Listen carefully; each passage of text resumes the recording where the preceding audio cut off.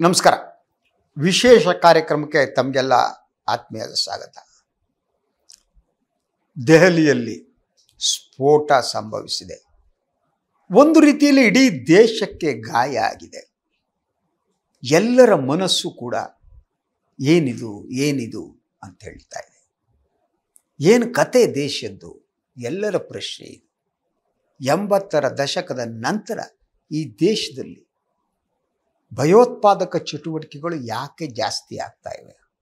ಯಾಕೆ ಅದನ್ನು ನಿಯಂತ್ರಿಸೋದಕ್ಕೆ ಸಾಧ್ಯ ಆಗ್ತಾ ಇಲ್ಲ? ಅದನ್ನು ನಿಯಂತ್ರಿಸುವುದಕ್ಕೆ ಯಾಕೆ ನಾವು ಸಫಲರಾಗ್ತಾ ಇಲ್ಲ? ಇದು ಕೇವಲ ಒಂದು ಭಯೋತ್ಪಾದನೆ ಅನ್ನುವುದು ಕೇವಲ ಒಂದು ರಾಜಕೀಯ ಅಸ್ತ್ರವಾಗಿದೆಯಾ ಅನ್ನೋದು ಪ್ರಶ್ನೆ. ಈ ಪ್ರಶ್ನೆ ನನಗೆ ಕಾಡೋದಕ್ಕೆ ಕಾರಣ ಇದೆ. 80ರ ದಶಕದಿಂದ ನೀವು ನಡೆದಂತಹ ಎಲ್ಲ ಭಯೋತ್ಪಾದಕ ಚಟುವಟಿಕೆ, ಇದು ಭಯೋತ್ಪಾದಕ ಚಟುವಟಿಕೆ ಹೌದು ಅಲ್ವೋ ಇನ್ನೂ ಸಾಬೀತಾಗಿಲ್ಲ, ಗೌರ್ಮೆಂಟ್ ಹೇಳಿಲ್ಲ. ಅದು ಇರಬಹುದು ಅಂತ ಅನ್ನಿಸ್ತಾ ಇದೆ. ಯಾಕಂದರೆ ಆ ವಿವರಗಳು ನಾನು ನೀಡಲ್ಲ, ನಿಮ್ಗೆ ಗೊತ್ತಿದೆ. ನಿನ್ನೆ ಸಂಜೆ 6:40-50 ಹೊತ್ತಿಗೆ ಸ್ಫೋಟ ಸಂಭವಿಸ್ತು. ಅದು ಕೆಂಪುಕೋಟೆ ಹತ್ತಿರ, ಅಲ್ಲಿ ಮೆಟ್ರೋ ಸ್ಟೇಷನ್ ಈ ಕಡೆ ಕಾರ್ ಬಂತು. ಅವೆಲ್ಲ ವಿವರಗಳು ಮಾಧ್ಯಮದಲ್ಲಿ ಬರ್ತಾ ಇವೆ. ಸೊ ಅದರಿಂದ ಅದನ್ನು ರಿಪೀಟ್ ಮಾಡಬೇಕಾದ ಅಗತ್ಯ ಇಲ್ಲ. ಅದು ಮೋಸ್ಟ್ ಪ್ರಾಬಲಿ ಅದು ಆತ್ಮಹತ್ಯಾ ದಾಳಿ ಇರ್ಬೋದು ಅಂತ ಹೇಳಲಾಗ್ತಾ ಇದೆ. ಇಡೀ ತನಿಖೆ ಆ ದಿಕ್ಕಿನಲ್ಲೇ ಹೋಗ್ತಾ ಇದೆ. ಈ ಹಿನ್ನೆಲೆ ಇಟ್ಕೊಂಡು ನಾನು ಮಾತಾಡ್ತಾ ಇದ್ದೀನಿ. ಒಂದೊಮ್ಮೆ ಅದು ಆತ್ಮಹತ್ಯಾ ದಾಳಿ ಅಲ್ಲ ಅಂದರೆ ಬೇರೆ ಪ್ರಶ್ನೆ. ಆದರೆ ನಾನು ಇದರಿಂದ ಎತ್ತುತ್ತಿರುವ ಮೂಲಭೂತ ಪ್ರಶ್ನೆಗಳಿವೆ. ಅದು ಏನು ಅಂದರೆ, ಈ ಕೃತ್ಯ ಎಸಗಿದ ಪಾಪಿಗಳು ಯಾರು? ಅವರಿಗೆ ಶಿಕ್ಷೆ ಆಗಲೇಬೇಕು. ಇವರಿಗೆ ರಾಷ್ಟ್ರೀಯ ಅಂತಾರಾಷ್ಟ್ರೀಯ ಯಾವ್ಯಾವ ಸಂಬಂಧಗಳು ಇದ್ದಿದ್ದರೆ ಅದೆಲ್ಲವೂ ಬಯಲುಗೊಳ್ಬೇಕು. ಅನುಮಾನ ಬೇಕಾಗಿಲ್ಲ. ಮತ್ತು ಇದಕ್ಕೊಂದು ಅಂತಿಮ ತೆರೆಯನ್ನು ಹಾಕಬೇಕಾಗಿದೆ. ಆದರೆ ನೀವು ಇತ್ತೀಚಿನ ವರ್ಷಗಳಲ್ಲಿ ನಡೆದ ಭಯೋತ್ಪಾದಕ ಚಟುವಟಿಕೆ ಕಡೆ ನೋಡ, ನಾವು ಸತ್ಯವನ್ನು ತಿಳ್ಕೊಬೇಕಾಗಿದೆ. ಒಂದು, ಮುಂಬೈ ದಾಳಿ, ಆ ದಾಳಿ ಮಾಡಿದ ವ್ಯಕ್ತಿ ಸಿಕ್ಕಾಕೊಂಡ, ಕಸಬ್. ಆತ ಹೇಗೆ ಬಂದ ಗೊತ್ತಾಯಿತು, ಕರಾಚಿಯಿಂದ ಬಂದದ್ದು. Everything is clear. ಪಾಕಿಸ್ತಾನ ಮೊದಲು ಡಿನೈ ಮಾಡಿದ್ರು ಕೂಡ ಪಾಕಿಸ್ತಾನದ ವಾಹಿನಿಗಳು ಕೂಡ ಅವನ ಊರಿಗೆ ಹೋಗಿ, ಜಿಯೋ TV ಅಂತ ಕಾಣುತ್ತೆ, ಅವನ ಊರಿಗೆ ಹೋಗಿ ಅವರ ಅಪ್ಪ ಅಮ್ಮ ಅವ್ರ ಕುಟುಂಬದವ್ರು ಮಾತಾಡಿಸಿ ಪ್ರಸಾರ ಮಾಡಿದ್ರು. ಆದ್ದರಿಂದ ಇಟ್ ಹ್ಯಾಸ್ ಬೀನ್ ಪ್ರೂವ್ಡ್. ಆತನಿಗೆ ಏನು ಮಾಡಬೇಕು ಮಾಡಾಯಿತು. ಅದಾದ ಮೇಲೆ ನೀವು ಬರ್ತಾ ಬನ್ನಿ. ಇತ್ತೀಚಿನ ವರ್ಷಗಳಲ್ಲಿ ನಡೆದಂಥ ಭಯೋತ್ಪಾದಕ ಚಟುವಟಿಕೆಗಳು, ಉಗ್ರಗಾಮಿಗಳು ಯಾಕೆ ಸಿಕ್ಕಾಗ್ತಾ ಇಲ್ಲ? ಆ ಪಾಪಿಗಳು ಯಾರು? ಅವ್ರನ್ನ ಯಾಕೆ ಹಿಡಿಯೋಕ್ಕಾಗ್ತಾ ಇಲ್ಲ ನಮಗೆ? ಲೇಟೆಸ್ಟು ನೀವು 2 ಘಟನೆಗಳ ತಗೊಳ್ಳಿ. ಅದು ಪಹಲ್ಗಾಮ್ ಇರ್ಬೋದು, ಪುಲ್ವಾಮಾ ಘಟನೆಗಳು ಕೂಡ. ಈ 2 ಘಟನೆಗಳು ನನ್ನನ್ನು ಕಾಡ್ತಾ ಇದೆ ಈ ಸಂದರ್ಭದಲ್ಲಿ. ಯಾಕೆಂದರೆ ಪುಲ್ವಾಮಾ ಘಟನೆ ನಡೆದಾಗ ನಮ್ಮ ವೀರ ಯೋಧರುಗಳು CRPFನವರು ಅಲ್ವಾ? ಆದರೆ ಯಾರು ಮಾಡಿದ್ರು? ಯಾರಿದಾದದ್ದು? ಸತ್ಯ ಗೊತ್ತಾಗಲೇ ಇಲ್ಲ. ಹಾಗೇನೆ ಪಹಲ್ಗಾಮ್ನಲ್ಲಿ ಅಮಾಯಕರಾದಂತಹ ಪ್ರವಾಸಿಗರು ಸತ್ತೋಗ್ಬಿಟ್ರು. ಯಾರು? ಅದು ತಾರ್ಕಿಕ ಅಂತ್ಯಕ್ಕೆ ಹೋಗೇ ಇಲ್ಲ. ಈ ಬಗ್ಗೆ ಕೆಲವರು ಸಿನಿಕ್ರಾಗಿ ಮಾತಾಡ್ತಾರೆ. ನಾನು ಅದನ್ನು ಇಲ್ಲದೆ ಒಪ್ಕೊಳ್ಳೋಕ್ಕೆ ಸಾಧ್ಯ ಇಲ್ಲ. ಇಲೆಕ್ಷನ್ ಬಂದಾಗೆಲ್ಲ ನಡೆಯುತ್ತೆ ಅದು ಇದು. I don't believe all these things. ಅದು ಸಾಮಾಜಿಕ ಜಾಲತಾಣಗಳಲ್ಲಿ ನಡೀತಾ ಇದೆ. ಅದ್ರ ಬಗ್ಗೆ ಹಲವರು ಹೇಳ್ತಾ ಇದ್ದಾರೆ. I don't believe. ಅದ್ರ ಬಗ್ಗೆ ಮಾತನಾಡಾಗತ್ತೆ. ಆದರೆ ನನಗೆ ಬೇಕಾದ ಸತ್ಯ ಅಂದರೆ, ಯಾಕೆ ಈ ಉಗ್ರಗಾಮಿಗಳು ಸಿಕ್ಕಾಕೊಳ್ತಾ ಇಲ್ಲ? ಯಾರು ಅಂತ ಯಾಕೆ ಗೊತ್ತಾಗ್ತಾ ಇಲ್ಲ? ಈ ಪ್ರಶ್ನೆಗಳಿಗೆ ಯಾರು ಉತ್ತರ ಕೊಡಬೇಕು? ಸೊ ಅದರಿಂದನೇ ಇರ್ಬೋದು ನಿನ್ನೆಯಿಂದ ಗೌರ್ಮೆಂಟ್ ಏನಿದೆ ಭಾಳ ಸೂಕ್ಷ್ಮವಾಗಿ ಇದಕ್ಕೆ ರಿಯಾಕ್ಟ್ ಮಾಡ್ತಿದೆ. ಅದನ್ನು ನಾನು ಹೇಳಲೇಬೇಕು. ಯಾಕೆಂದರೆ ಅಮಿತ್ ಶಾ ಅವರು, ಗೃಹ ಸಚಿವರು, ನಿನ್ನೆನೇ ಆ ಸ್ಥಳಕ್ಕೆ ಭೇಟಿ ನೀಡಿಬಿಟ್ಟು ನೋಡಿದ್ರು. ಹಿರಿಯ ಅಧಿಕಾರಿಗಳ ಜೊತೆ ಚರ್ಚೆ ನಡೆದ್ರು. ಇವತ್ತು ಕೂಡ ಬೆಳಗ್ಗೆ 11 ಗಂಟೆ ಹೊತ್ತಿಗೆ ಇನ್ನೊಂದು ಸಭೆಯನ್ನು ಕರೆದಿದ್ದರು ಅವರು.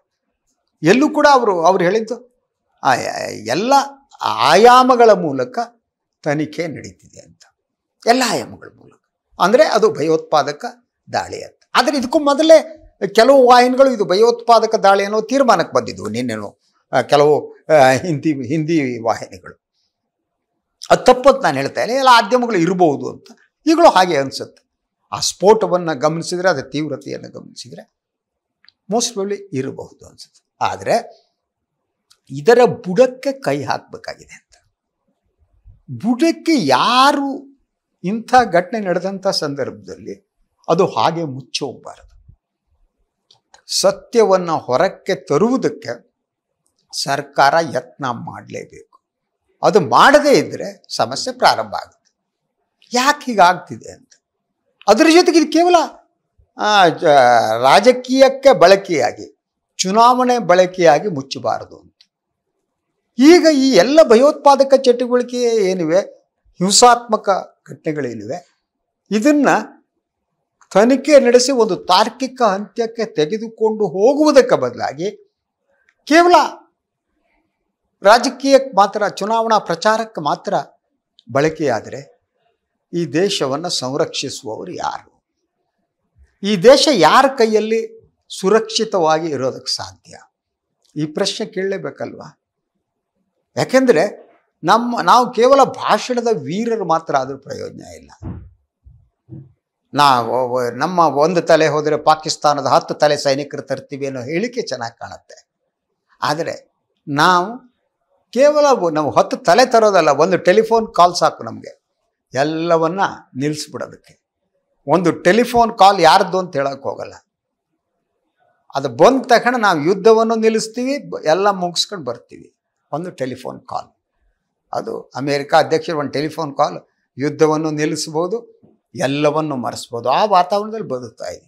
ಆದರೆ ನಮಗಿಲ್ಲಿ ನಮ್ಮ ಲೋಕಲ್ ಆಡಿಯನ್ಸ್ ಅಂತ, ಅಥವಾ ನಮ್ಮ ದೇಶದ ಆಡಿಯನ್ಸ್ ಏನಿದಾರಲ್ಲ, ಅವ್ರಿಗೆ ಚುನಾವಣಾ ಭಾಷಣಕ್ಕೆ ಅವರಿಗೆ ಚುನಾವಣಾ ಸಂದರ್ಭದಲ್ಲಿ ಹೇಳೋಕ್ಕೆ ಬೇಕಾದ ಮಟೀರಿಯಲ್ಸ್ ಮಾತ್ರ ಸಿಗುತ್ತೆ. ಆವಾಗ ವೀರಾವೇಶದಿಂದ ಭಾಷಣ ಮಾಡ್ಬೋದು ಅಷ್ಟೆ. ಅದನ್ನು ಮೀರಿ ಏನೂ ಮಾಡೋಕ್ಕಾಗಲ್ಲ. ಆದ್ದರಿಂದ ಇಡೀ ಪ್ರಕರಣ ಒಂದು ತಾರ್ಕಿಕ ಅಂತ್ಯಕ್ಕೆ, ಅಂದರೆ ಈ ಪಾಪಿಗಳು ಯಾರು ಅನ್ನೋ ಸಿಕ್ಕಾಕಬೇಕು. ಅವ್ರ ಸಂಪರ್ಕ ಎಲ್ಲೇ ಇರಲಿ, ಅದನ್ನು ಪತ್ತೆ ಹಚ್ಚಿ ಅವ್ರು ಫಿನಿಶ್ ಮಾಡಬೇಕು, ಮುಗಿಬೇಕು. ಇದು ಎಲ್ಲಿವರೆಗಿದು? ಯಾವಾಗ ನೋಡಿದ್ರೆ ಈ ವಿಚಾರ ಬಿಟ್ಟು ದೇಶದಲ್ಲಿ ಬೇರೆ ಇಲ್ದಿರುವಂಥ ವಾತಾವರಣ ಸೃಷ್ಟಿಯಾಗ್ತಾ ಇದೆ. ಅದನ್ನು ಕೇವಲ ಒಂದು ಭಯೋತ್ಪಾದಕ ಚಟುವಟಿಕೆ ಆದ ತಕ್ಷಣ ಆ ಭಯೋತ್ಪಾದನೆಯನ್ನು ಮಾಡಿದವ್ರು ಯಾರೋ ಅಂತ ಕಮ್ಯುನಿಟಿ ಟಾರ್ಗೆಟ್ ಮಾಡಿಬಿಟ್ಟು ಮುಗಿಸೋದಲ್ಲ. ಆ್ಯಕ್ಚುಲಿ ಅದು ಮಾಡಿದವ್ರು ಯಾರೋ, ಅದಕ್ಕೆ ಕನೆಕ್ಷನ್ಗಳೇನೋ ಅವ್ರನ್ನ ಹಿಡಿದ್ಬಿಟ್ಟು ಅದಕ್ಕೇನು ಮಾಡಬೇಕು. ಅದು ಇಲ್ಲದಿದ್ದರೆ ಅನುಮಾನ ಪ್ರಾರಂಭ ಆಗುತ್ತೆ. ಇದೆಲ್ಲ ಕೇವಲ ಚುನಾವಣೆಯ ದೃಷ್ಟಿಯಿಂದ, ಚುನಾವಣೆಯ ಬಳಕೆಯಾಗುವ ವಸ್ತು ಆಗ್ತಾ ಇದೆಯಾ ಭಯೋತ್ಪಾದನೆ? ಅನ್ನೋದು ಯೂಸಿ ದಟ್ ಪ್ರತಿಪಕ್ಷಗಳನ್ನು ಇನ್ನೊಬ್ಬನ ಟೀಕೆ ಮಾಡೋಕ್ಕೆ ಮಾತ್ರ ಬಳಕೆ ಆಗ್ತಾ ಇದೆಯಾ? ಸರ್ಕಾರದ ಅಸಾಮರ್ಥ್ಯ ಇಲ್ಲಿ ಕಾಣ್ತಾ ಇಲ್ವಾ ಅಂತ. ಏನಿದು ಅಂದರೆ ಎಲ್ಲಿ ನಮ್ಮ ಭಯೋತ್ಪಾದನಾ ವಿರೋಧಿ ನೀತಿ ಇದೆಯಲ್ಲ, ಅದರಲ್ಲಿ ದರ್ ಇಸ್ ಸಮಥಿಂಗ್ ರಾಂಗ್. ಅದರ ಕೆಲವು ತಪ್ಪುಗಳಿರಬೇಕು, ಅದನ್ನು ಅವಲೋಕನೆ ಮಾಡಬೇಕು. ಅದರ ಜೊತೆಗೆ ಇದಕ್ಕೆ ಈ ಸಂದರ್ಭದಲ್ಲಿ ಇಂತಹ ಘಟನೆ ನಡೆದಾಗ ಇಡೀ ದೇಶ ಒಂದಾಗಿ ನಿಲ್ಲಬೇಕು. ಕೇಂದ್ರ ಸರ್ಕಾರ ಕೂಡ ಎಲ್ಲ ವಿರೋಧ ಪಕ್ಷಗಳನ್ನ ಕರೆದು ಅವ್ರ ಜೊತೆ ರಾಜಕೀಯ ಬಿಟ್ಟಾಕಿರ್ಲಿ, ಚುನಾವಣಾ ಸಂದರ್ಭ ರಾಜಕೀಯ ಮಾಡಿ ಅವರನ್ನು ಕರೆದು ಎಲ್ಲರನ್ನ ವಿಶ್ವಾಸಕ್ಕೆ ತೆಗೆದುಕೊಂಡು ಇದಕ್ಕೊಂದು ಪರಿಹಾರವನ್ನು ಹುಡುಕುವ ಕೆಲಸ ಆಗಬೇಕು. ಅದು ಆಗಿಲ್ಲ ಅಂತ ಅಂದರೆ ಈ ದೇಶ ಭಯೋತ್ಪಾದನೆ ಇದೆಯಲ್ಲ, ಈ ಗಾಯ ಇದೆಯಲ್ಲ, ಆ ಗಾಯದಿಂದ ಉಂಟಾಗುವ ರಕ್ತಸ್ರಾವ ಇದೆಯಲ್ಲ, ಆ ರಕ್ತಸ್ರಾವದಿಂದ ದೇಶ ಹೀಗೆ ಅಳ್ತಾ ಇರಬೇಕಾಗತ್ತೆ. ಅದನ್ನು ತಡೆಯೋದಕ್ಕೆ ರಾಜಕೀಯ ಮೀರಿದಂಥ ಇಚ್ಛಾಶಕ್ತಿ ಬೇಕು. ಆ ಇಚ್ಛಾಶಕ್ತಿಯನ್ನು ಮೋದಿ, ಅಮಿತ್ ಶಾ, ಕೇಂದ್ರ ಸರ್ಕಾರ ಪ್ರಕಟ ಮಾಡುತ್ತಾ ಅನ್ನೋದಷ್ಟೇ ಈಗಿರುವಂಥದ್ದು. ಎನಿವೆ, ಇದು ಇವತ್ತಿನ ವಿಶೇಷ. ಇನ್ನೊಂದು ವಿಚಾರದ ಮಾತು ಬರ್ತೀನಿ. ಎಲ್ಲರಿಗೂ ನಮಸ್ಕಾರ.